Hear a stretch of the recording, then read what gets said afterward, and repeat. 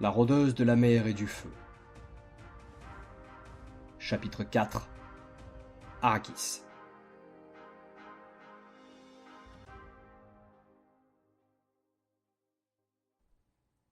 Je bondis de branche en branche dans les arbres qui bordent la route, où ma sœur marche d'un trot rapide, perdue dans ses pensées. Le combat d'aujourd'hui a levé de nombreuses questions dans sa petite tête de belette. Comme nous sommes proches de Masqueria, on n'aurait pas dû croiser de Kaera par ici. De la Kaera qui n'hésite pas à attaquer une Tarancasse d'ailleurs. Une Tarancasse, sans déconner. Était-il si téméraire, voire fou, ou juste ignorant alors? Suicidaire? Ils n'ont jamais entendu parler des araignées des jungles d'Azami?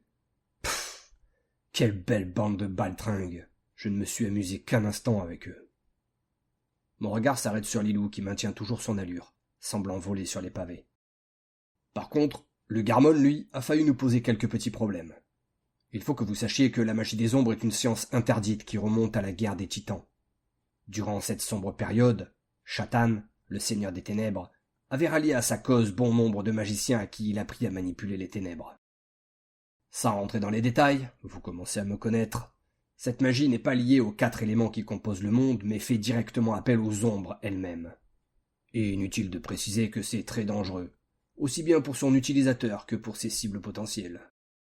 Aujourd'hui, nous avons eu de la chance.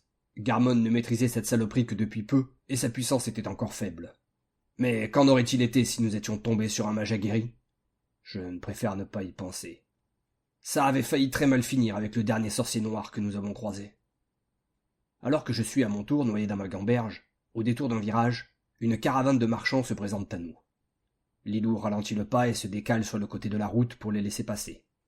Elle s'essuie le front avec sa manche et profite de cet instant pour avaler quelques gorgées d'eau, prises de l'outre de l'un des sacs attachés à sa ceinture militaire. Je m'arrête et me pose à côté d'elle. La troupe est composée d'une douzaine de phénix et de 3 grands scarabées qui leur font office de chars. Au vu de leur tabar, une guilde de raiders est en train d'en escorter une autre de commerçants, et, compte tenu de leur héraldique totalement inconnue, elles ne viennent pas de Masqueria. Les premiers soldats de la colonne ne font pas attention à nous, même si certains me jettent des regards inquiets, impressionnés, voire terrorisés. Cependant, l'un des mercantis s'arrête et sourit à ma sœur, en m'ignorant. « Belle journée, madame !» commence-t-il en s'inclinant. « bonjour ?» répond Lilou, les yeux fuyants en rangeant son outre. Je me retiens de pouffer. Elle me désespère. Son côté petite fille timide qui ne sait plus quoi faire quand un inconnu lui parle me tord de rire. Cela dit, l'accent du négociateur me fait penser aux phénix du Sud, originaires de Masuna. Et ces derniers ne sont pas réputés pour considérer les femmes à la même place que les hommes. Après, un marchand reste un marchand et tous les trônes sont bons à prendre. Mais il est rare qu'ils interpellent une femme en temps normal. Et vu la gueule de ma sœur, avec ses fringues et sa crasse, il doit également en déduire qu'il s'agit d'une aventurière. Et les aventuriers sont mal vus dans leur pays. Alors, soit ce gars-là est l'exception qui confirme la règle, soit il a faim de thunes. Nous avons une large gamme de bijoux, torques et bagues de qualité remarquable, explique-t-il, forgés par les séraphins de Hurle-Tempête. Il semble très fier de sa marchandise, et continue. Nous avons aussi beaucoup de matériel pour les raiders comme vous. Ma sœur lui fait un demi-sourire, mais l'homme n'attend pas et claque des doigts. Aussitôt, le premier des 3 scarabées de la caravane s'abaisse et se pose lourdement. De là, un autre phénix, affichant lui aussi un sourire faux de commerçant, arrive et ouvre les larges sacoches qui sont accrochées à sa carapace. « Regardez, ce ne sera pas long. Nous avons de bons prix en ce moment, et comme vous êtes notre première client de la journée, je vous ferai un rabais supplémentaire. » Un regard en coin de Lilou m'implore de la sortir de cette situation embarrassante, mais en tant que sœur bienveillante, je lui réponds. « Vas-y, je t'attends. » Puis je lui fais mon plus beau sourire carnassier et la laisse pantoise avec les marchands. Ça lui changera les idées. Elle remet maladroitement sa mèche orange derrière l'oreille, puis se penche sur les biens à vendre. Je m'approche du 2e scarabée. « Pas trop dur le commerce, caravanier ?» La créature me dévisage de ses petits yeux ronds et agite ses longues antennes lamelliformes, typiques des individus de son espèce. « Non, dame Tarancasse, je peux porter beaucoup plus que cela.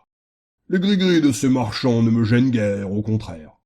Et entre nous, je préfère cela à la mine ou à l'armée. Ici, on est bien traité, bien nourri, et on voyage beaucoup. Que demander de plus ?» finit-il en souriant avec ses mâchoires titanesques. Ces aînés sont des lucalisques, des carabes cuirassés à la force herculéenne, qui louent leur service comme bêtes de somme ou de combat. Avec une carapace de couleur noire aux reflets métalliques, ils ont une paire de mandibules en forme de faux gigantesques, qui les rendent particulièrement impressionnants. Ils viennent de la savane de Brocard et œuvrent beaucoup avec les Souliens et les Bédouins comme chars de guerre. Cependant, depuis que la paix a été signée entre les différentes cités-États phénix du Sud, la plupart d'entre eux se sont reconvertis dans le transport ou la manutention. Silik était seul ce soir, repris-je. Oui, nous avons vu. Nous avons même hésité à partir aujourd'hui. Mais la route est longue jusqu'à la Cité des Sables, et l'hiver sera sans doute très précoce cette année encore, ajoute-t-il d'une voix grave et morne. En effet, acquiesçai-je. Il sera précoce et froid. La terre nous le dit. Le Lucalisque, qui est également un aîné lié à cet élément, tout comme moi, hoche son énorme tête en signe d'approbation. Oui, dame Tarancas, et elle nous annonce d'autres tristes nouvelles. Tu le perçois aussi, n'est-ce pas? Les ténèbres vont finir par traverser le chemin vert. À certains endroits, on rencontre des courants d'ombre qui fuient et s'immiscent vers le sud. Le carabe abaisse son crâne à mon niveau, comme pour me révéler un lourd secret. Tu le ressens aussi, n'est-ce pas? Me murmure-t-il en se répétant. Les ténèbres se rapprochent. Peut-être que ce sera notre dernier été. Alors mes frères et moi avons poussé les marchands à prendre la route ce matin. Nous voulons retourner auprès des nôtres avant l'hiver, vois-tu. Je hoche la tête. Je comprends, caravanier. Je sens aussi les ombres dans la terre. Mais ne foncez pas sans réfléchir non plus. Nous avons croisé une bande de voleurs un peu plus tôt. Ne t'en fais pas, dame Tarancas, réplique-t-il en se redressant avec un rire qui résonne dans ses énormes mâchoires. J'étais char de guerre à Verte Dune. Ce ne sont pas 3 bandits qui vont me faire peur. Je n'en doute pas un instant, vétéran. Mais c'est pour les punais que je m'inquiète. Son regard s'illumine, comme animé d'une grande fierté, alors qu'il entend mon changement d'intonation à son égard. Puis, il hausse ses épaules massives et ricane. Un de perdu, 10 de retrouvés. Ce ne sont que mes employeurs. Le jour où ils ne seront plus là, j'en trouverai bien d'autres. Le Lucalisque est donc bien un mercenaire, comme je le soupçonnais. Ce n'est pas un sanglier comme ma sœur et moi. D'ailleurs, en parlant de la louve, on en voit la queue. La voilà qui me hèle. « Arrakis, j'ai fini !» Je lui grogne une réponse fleurie, exaspérée, puis salue mon acolyte. « Ravi d'avoir fait ta connaissance. Bon voyage, vétéran. » Bon voyage à toi aussi, dame Tarancas. Que Quetzal veille sur ta route. Nous laissons la caravane repartir.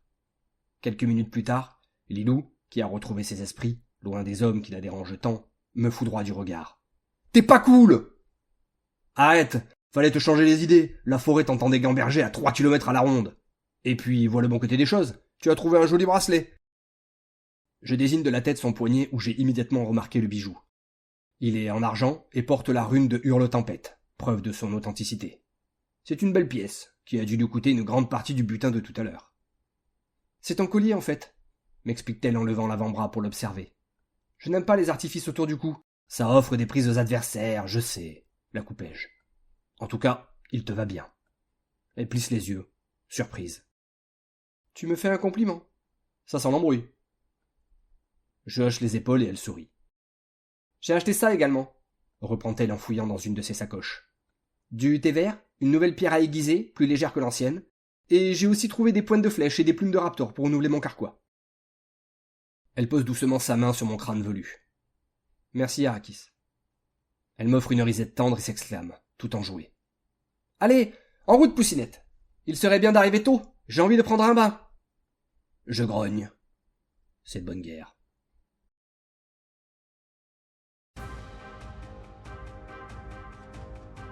Encyclopédie des savoirs anciens. Les guildes.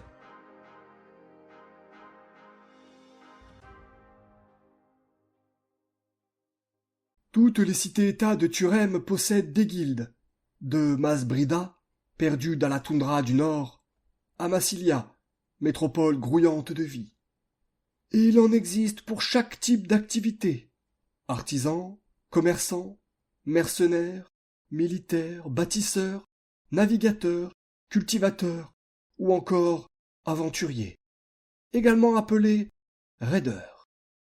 La plupart de ces guildes sont dirigées par un maître de guilde et un corps d'officiers, dont l'effectif est variable en fonction de leurs occupations. Par exemple, une petite guilde de bûcherons ou de trappeurs ne peut compter qu'une dizaine d'individus, alors qu'une guilde de maçons à Masuna peut en avoir plusieurs centaines. Les guildes tirent leurs ressources financières des commanditaires. Lorsqu'un individu ou une organisation a besoin de leurs services, il soumet une requête à plusieurs guildes. Une fois l'accord trouvé, la guilde est rémunérée selon la difficulté et la durée de leur mission. Cette rémunération se répartit alors entre l'impôt dû à la cité, les finances propres à la guilde et la part revenant aux membres qui ont participé à la mission. Les guildes sont indépendantes des autorités de leur cité-État, mais elles sont soumises à leurs lois et paient un impôt. La direction d'une guilde se transmet souvent de génération en génération, les fils et les filles reprenant la relève, mais il arrive que certaines optent pour une élection interne rigoureuse, où seuls les plus anciens membres peuvent voter. Les guildes peuvent également migrer et changer de localité, sous certaines conditions, et avec l'aval de la ville qu'elles quittent et celle qu'elles souhaitent rejoindre. Cette pratique était peu utilisée au siècle précédent, mais la tendance commence à s'inverser depuis la signature de tous les traités de paix entre les cités phénix. Cependant, cela donne toujours lieu à de rudes négociations qui réveillent bien souvent de vieilles tensions et de vieilles rancunes. Il n'est pas rare aussi que les guildes les plus puissantes rachètent leurs concurrents directs. On parle dans ces cas d'absorption ou de fusion, ou que des grosses structures se scindent en plusieurs entités distinctes, suite à des divergences d'opinion entre leurs dirigeants. Ainsi, l'existence des guildes connaît de nombreux bouleversements, régis par les fluctuations des demandes ou du marché, les arrangements intercités ou les caprices de leurs maîtres. Par Sir Daredon, maître du savoir de Massilia.